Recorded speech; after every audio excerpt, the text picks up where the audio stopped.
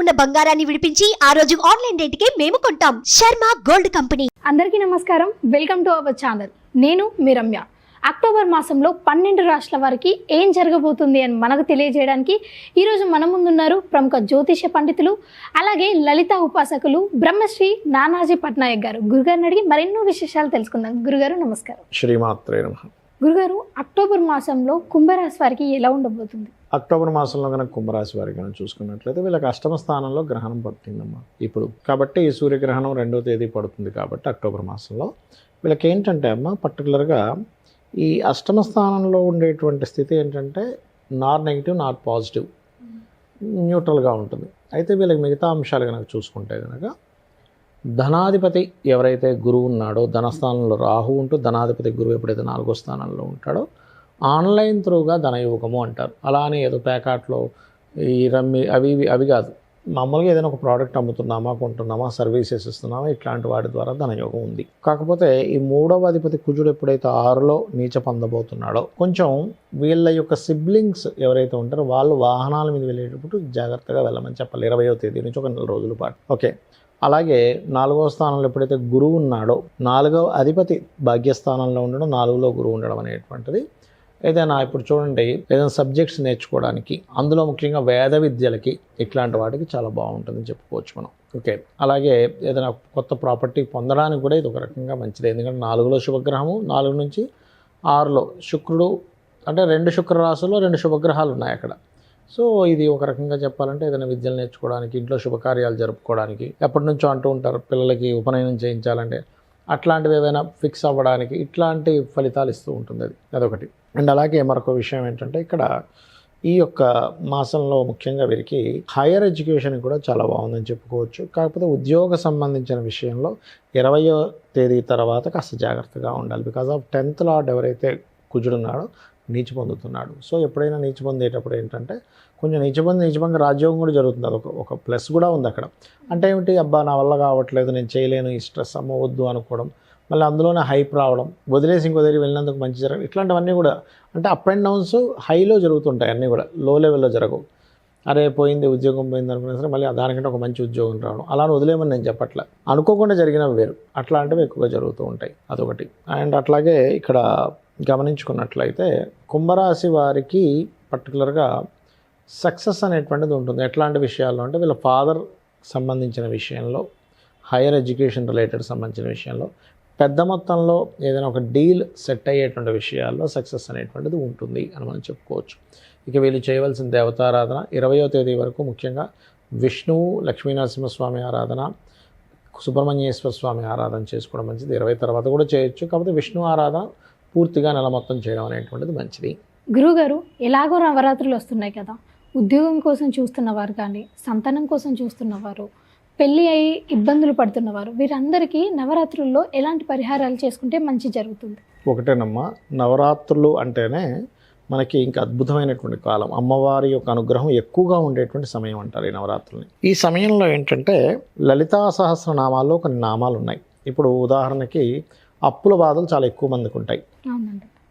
మన బిల్వపత్రం మీద చక్కగా ఎర్రచందనం రాసి అమ్మవారి దగ్గర పెడుతూ ఓం అపర్ణాయై నమః అనే నామస్మరణ కనుక చేసినట్లయితే ఖచ్చితంగా ఆ ఇబ్బంది అనేది తగ్గుతుంది వాళ్ళకి. అప్పుల బాధలు అనేవి ఎన్నిసార్లు చేయాలి? రోజుకు 1 గంట సేపు చేయాలి, ఉదయం గంట, సాయంత్రం గంట. అలాగే ధన సంబంధించిన ఇబ్బందులు బాగా ఎక్కువగా ఉన్నాయనుకోండి, పాయసం తయారు చేసి అమ్మవారి దగ్గర పెట్టి ఓం సంపత్కరీ సమారూఢ సింధుర వ్రజ సేవితాయే నమః, లేనట్లయితే ఓం ధర్మాధ్యక్ష ధనాధ్యక్ష ధనధాన్య వివర్ధనీయే నమః, పాలతో అభిషేకం అయినా చేయొచ్చు, చక్కెరతో అభిషేకం చేస్తూ కూడా ఈ నామాన్ని పలకొచ్చు. అదేవిధంగా వివాహం అయింది కానండి మాకు చాలా ఇబ్బందులు ఉన్నాయి అని అనుకుంటే కనుక ఇక్కడ ఏంటంటే అంటే గొడవలు అవి ఉంటుంటాయి కదమ్మా, ఓం శివకామేశ్వరాంకస్త శివా స్వాధీన వల్లభాయే నమః అనే నామస్మరణ ఉదయం సాయంత్రం చేసినట్లయితే, ఎందుకంటే ఇది నవరాత్రులు కదా, ఈ సమయంలో చేసేటువంటి మంత్రానికి ఎక్కువ పట్టు ఉంటుంది.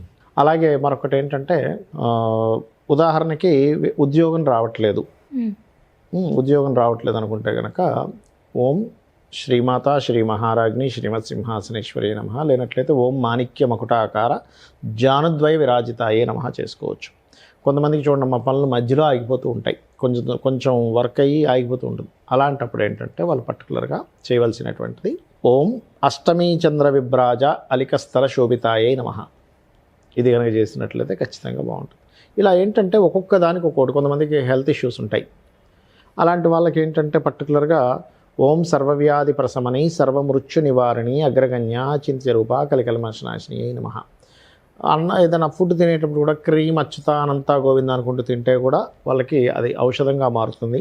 మరొకటి ఏంటంటే అమ్మ, ఇక్కడ దీంతో పాటు ఇక్కడ మీరు అర్థం చేసుకోవాల్సింది, ఎప్పుడు కూడా గోచార ఫలితంతో పాటు మన జన్మజాతకం కూడా ఉంటుంది. అంటే మన జన్మజాతకంలో లగ్న బలం ఎలా ఉంది, మనం ఏదైనా ఒక పని చేయలేకపోతున్నాం అంటే లగ్నం బలంగా లేదని అర్థం. అప్పుడు శ్రీమాత్రే నమః అనుకుంటే కూడా లగ్న బలం పెరుగుతుంది. ఫైనాన్షియల్గా ధనస్థానం బాగోపోతే ఇందాక నేను చెప్పినట్టుగా సంపత్కరీ సమారూఢ పనిచేస్తుంది. అదేవిధంగా ఎవరికైనా భయం ఉంటుంది కొంతమందికి, ఏ పని చేయాలన్నా సరే.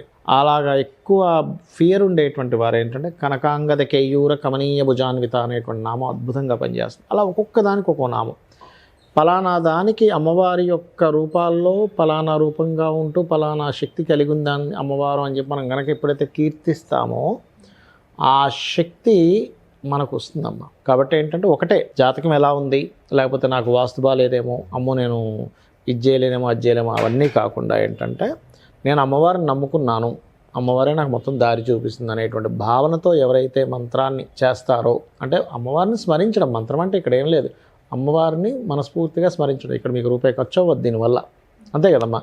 మీరేమీ అక్కడికి వెళ్ళి ఇంకో 1000 లక్షలు పెట్టి పూజలు చేయించుకోవాల్సిన అవసరం లేదు. అంటే చేయడం తప్పని నేను చెప్పట్లే, హోమాలు యజ్ఞాలు ధనం ఉన్న వాళ్ళు చేయండి, ఎందుకంటే లోక జ్ఞానం కోసం చేయాలి.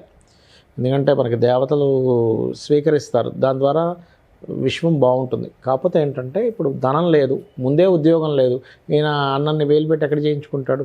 కాబట్టి చక్కగా నవరాత్రుల్లో ఈ మంత్రం చేసుకోవడం ద్వారా వాళ్ళకి ఉపశమనం అనేటువంటిది ఖచ్చితంగా లభిస్తుంది. అయితే ఇక్కడ ఏంటంటే లేడీసు ఖచ్చితంగా రోజు తలస్నానం చేయాల్సిన అవసరం లేదు. మొదటి రోజు చేసి తర్వాత శిరస్నానం చేయొచ్చు. జెంట్స్ మాత్రం నిత్యము తలస్నానం చేయమని చెప్పారు. వస్త్రం ఖచ్చితంగా ఉండాలి స్నానం చేసేటప్పుడు. ఎందుకంటే మనం ఏమనుకుంటామంటే పూజ చేస్తున్నాం, మంత్రం చేస్తున్నాం, ఫలితం రావట్లేదు అనుకో, వస్త్రం లేకుండా చేస్తారు, దానివల్ల ఫలితం రాదు. ఇలాగ అనేకమైనటువంటి తప్పులు జరుగుతుంది. ఆ తప్పులు ఏమీ జరగకుండా ఇలా చేసినట్లయితే అన్ని విధాలా బాగుంటుంది. గురుగారు, అక్టోబర్ మాసంలో మీనరాశి వారికి ఎలా ఉండబోతుంది? అక్టోబర్ మాసంలో చూసుకున్నట్లయితే అమ్మ, ఇక్కడ రాస్యాధిపతి అయినటువంటి గురువు 3లో ఉంటూ వీరికి సూర్యగ్రహణం సప్తమ స్థానంలో జరుగుతుంది. అంటే లగ్న సప్తమాల్లో గ్రహణం జరుగుతుంది. ఇక్కడ ఇదేంటంటే ఒక జీవిత భాగస్వామిని ఎంపిక చేసుకునే విషయం కానివ్వండి, వివాహం విషయాలు, పార్ట్నర్స్ విషయాలు, ఈ విషయాల్లో కొంత జాగ్రత్త పడాలి. లగ్న సప్తమాల్లో జరిగింది కాబట్టి. ఇక కుటుంబాధిపతి 4లో ఉన్నాడు కుజుడు. ఈ 4లో కుటుంబాధిపతి ఉండడం అనేటువంటిది ఎటువంటి ఫలితాలు ఇస్తుంది ఏంటి అని చెప్పి చూసుకున్నట్లయితే పర్టికులర్గా ఇది గమనించుకున్నట్లయితే ఇది కొంచెం భూమి మూలంగా కొంత ధనయోగం కానీ, మీడియేటింగ్స్ ద్వారా భూములకి సంబంధించిన మీడియేటింగ్ ద్వారా ధనయోగం కానీ, లేకపోతే రైతుల దగ్గర నుంచి ఏదైనా ఒక పంటను తీసుకొని మళ్ళీ మార్కెట్లో వేస్తూ ఉంటారు, అటువంటి వాటికి బాగుంటుంది చెప్పాలంటే. అదేవిధంగా లగ్నాధిపతి ఎప్పుడైతే 3లో ఉన్నాడో కాస్త ఎక్కువ జర్నీస్ అవి ఉంటాయి. కాకపోతే 10వ తేదీ నుంచి వక్రిస్తున్నాడు కాబట్టి 10వ తేదీ తర్వాత ఉండేటువంటి జర్నీస్ అన్ని కొన్ని మార్చుకోవడం కానీ, 10వ తేదీ నుంచి కొంత ఫైనాన్షియల్ గ్రోత్ రావడం, ఇటువంటివన్నీ చూపిస్తున్నాయి. కాకపోతే 20వ తేదీ నుంచి ఎప్పుడైతే కుజుడు నీచభంగ రాజయోగంలో పంచమ స్థానంలోకి వెళ్తున్నాడో కొంచెం సంతానం మూలంగా కొంత స్ట్రెస్సు, ప్రేమించిన వారి మూలంగా, ప్రేమల మూలంగా కొంత స్ట్రెస్సు ఉంటుంది. అలాగే కొన్ని విషయాల్లో వీళ్ళకి నీచభంగ రాజయోగం అంటారు దీన్ని, ఒక్కోసారి సడన్గా కలిసి వస్తాయి ఒక చిన్న ఐడియాతో, అట్లాంటివి కూడా ఉంటాయి చెప్పాలంటే. కాకపోతే ఏంటంటే ఈ రవి బుధ ఇవి సప్తమంలో ఉండి గ్రహణం పట్టినందుకు మాత్రం వీళ్ళు ఏదైనా బిజినెస్ చేసేటప్పుడు అది పార్ట్నర్స్ విషయంలో అనేది కొంత జాగ్రత్తగా ఉండాలనేటువంటి చాలా స్పష్టంగా చూపిస్తుంది. అదేవిధంగా ఉద్యోగ సంబంధించినటువంటి విషయాలు కనుక చూసుకున్నట్లయితే ఉన్న ప్రదేశంలో ప్రయత్నం చేయడం కంటే కూడా ఇతర ప్రదేశాలకు వెళ్ళి కనుక ప్రయత్నం చేసినట్లయితే తొందరగా సిద్ధిస్తుంది వీరికి ఉద్యోగ సంబంధించినటువంటివి, అది మెయిన్గా చూపిస్తుంది. అందులోనే ఫస్ట్ 2 వీక్స్ ఎక్కువగా ఉంది యోగం అనేటువంటిది ఉద్యోగ సంబంధించినటువంటి విషయాల్లో. ఎందుకంటే అక్కడ మనం చూసుకున్నట్లయితే దశమాధిపతి 3లో ఉన్నాడు. 3లో ఉన్నప్పుడు ఏంటంటే మనకి ఉన్న ప్రదేశంలో ఇవ్వనివ్వడు, ఇల్లు మారితే కానీ ఉద్యోగం రానివ్వదు అక్కడ, అట్లాంటి ఫలితాలు ఉంటాయి. కాకపోతే ఇప్పుడు వక్రగతి కంప్లీట్ అయిపోయి ఈ నెలలో స్ట్రైట్ అవుతాడు శని ఆల్మోస్ట్. కాబట్టి ఏంటంటే కొంచెం స్ట్రైట్ అవ్వబోతున్నాడు కాబట్టి మళ్ళీ మీరు పెట్టే ఇన్వెస్ట్మెంట్స్ విషయంలో అనేది కొంచెం చూసుకోవాలి వీళ్ళు. అదేవిధంగా ఈ కుజుడు 4లో ఉంటూ 5లోకి వెళ్తూ కూడా ఈ లాభస్థానాన్ని ఎక్కువగా వీక్షిస్తున్నాడు కాబట్టి, నీచభంగ రాజయోగం వచ్చి వీక్షిస్తున్నాడు కాబట్టి బిజినెస్ పీపుల్, పర్టికులర్గా బిజినెస్ పీపుల్ ఏంటంటే కరెక్ట్గా టైమింగ్ మెయింటైన్ చేసి ఇక్కడ మనం ఇన్వెస్ట్మెంట్ చేస్తే మంచిది, ఇక్కడ జాగ్రత్తలు కనుక తీసుకోగలిగితే ఇది ఒక మంచి టైం చెప్పాలంటే. అంటే ఒక్కోసారి మనం చూడండి ఇది ఒక గోల్డెన్ టైం, ఈ ఆపర్చునిటీ మనం వినియోగించుకోవాలి అంటూ ఉంటాం. ఆ వినియోగించుకునే విధానంలో మనం కనుక కరెక్ట్గా వినియోగించుకోగలిగితే అదొక అద్భుతాన్ని ఇస్తుంది. అదే సరిగ్గా వినియోగించుకోకపోతే ఇబ్బందులు పడతాం. అలా ఏంటంటే ఇక్కడ రెండవ అధిపతి ఎప్పుడైతే నీచభంగ రాజయోగంలో ఉంటూ లాభస్థానాన్ని చూస్తాడో ఒక రకంగా ఒక మంచి యోగమే ఉందని చెప్పొచ్చు. కాకపోతే పార్ట్నర్షిప్స్ విషయంలో జాగ్రత్తగా ఉంటూ సుబ్రహ్మణ్యేశ్వర స్వామి ఆరాధన కనుక చేసినట్లయితే అన్ని విధాలా బాగుంటుంది. గురుగారు, ఎలాగో నవరాత్రులు వస్తున్నాయి కదా, ఉద్యోగం కోసం చూస్తున్నవారు కానీ, సంతానం కోసం చూస్తున్నవారు, పెళ్ళి అయి ఇబ్బందులు పడుతున్నవారు, వీరందరికీ నవరాత్రుల్లో ఎలాంటి పరిహారాలు చేసుకుంటే మంచి జరుగుతుంది?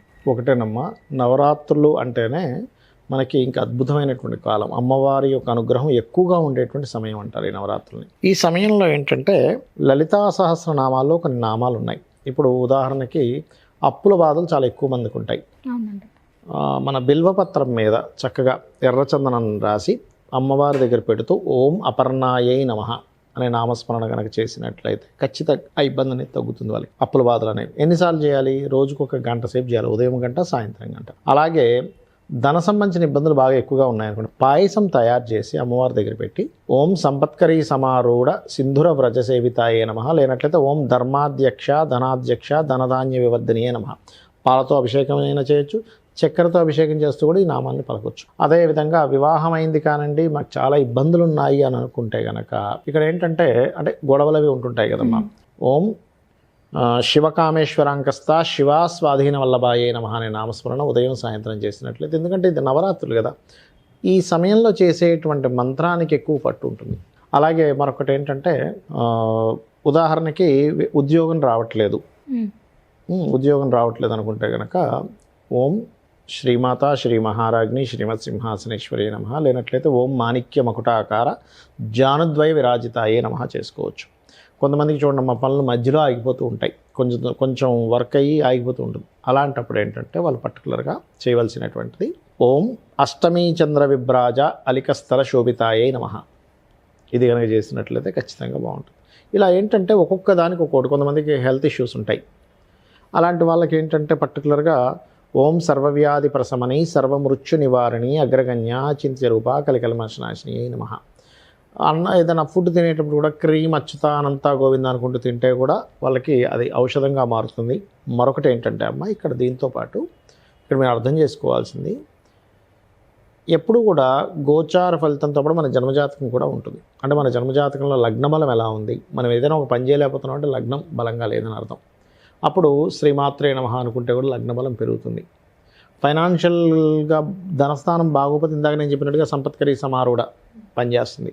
అదేవిధంగా ఎవరికైనా భయం ఉంటుంది కొంతమందికి, ఏ పని చేయాలన్నా సరే. అలాగా ఎక్కువ ఫియర్ ఉండేటువంటి వారు ఏంటంటే కనకాంగద కేయూర కమనీయ భుజాన్విత అనేటువంటి నామం అద్భుతంగా పనిచేస్తుంది. అలా ఒక్కొక్క దానికి ఒక్కో నామం, పలానా దానికి అమ్మవారి యొక్క రూపాల్లో పలానా రూపంగా ఉంటూ పలానా శక్తి కలిగి ఉందాన్ని అమ్మవారు అని చెప్పి మనం కనుక ఎప్పుడైతే కీర్తిస్తామో ఆ శక్తి మనకు వస్తుందమ్మా. కాబట్టి ఏంటంటే ఒకటే జాతకం ఎలా ఉంది, లేకపోతే నాకు వాస్తు బాలేదేమో, అమ్మో నేను ఇది చేయలేనేమో అది చేయలేమో, అవన్నీ కాకుండా ఏంటంటే నేను అమ్మవారిని నమ్ముకున్నాను, అమ్మవారే నాకు మొత్తం దారి చూపిస్తుంది అనేటువంటి భావనతో ఎవరైతే మంత్రాన్ని చేస్తారో, అంటే అమ్మవారిని స్మరించడం, మంత్రం అంటే ఇక్కడ ఏం లేదు, అమ్మవారిని మనస్ఫూర్తిగా స్మరించడం. ఇక్కడ మీకు రూపాయి ఖర్చు అవ్వద్దు దీనివల్ల, అంతే కదమ్మా.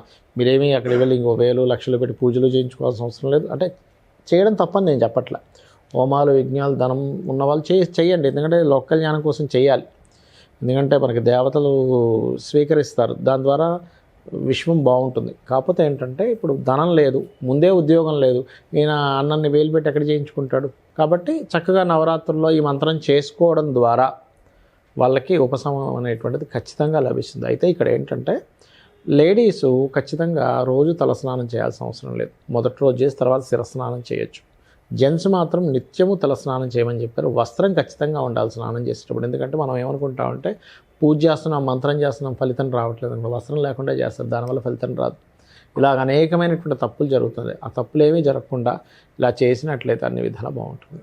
గురుగారు, ఎంతో చక్కటి విలువైన సమాచారాన్ని మా ప్రేక్షకులకు అందజేశారు, మీకు ధన్యవాదాలు. శ్రీమాత్రే నమః.